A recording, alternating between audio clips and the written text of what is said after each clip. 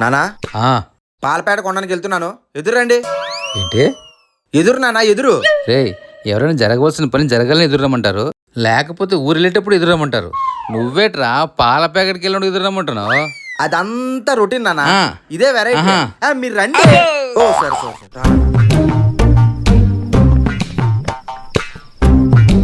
పాపం సీరియస్నట్టుంది.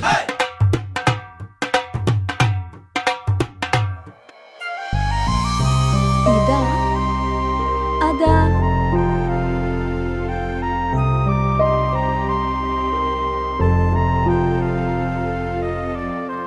Bro?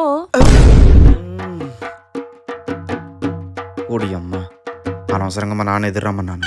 Bro, ఇక్కడ Sharada mill ఎక్కడ? నా పేరు బ్రో కాదు, సాయి. సారీ సాయి, అదే శారదమ్మ ఇల్లు. అదే. Okay, thank you.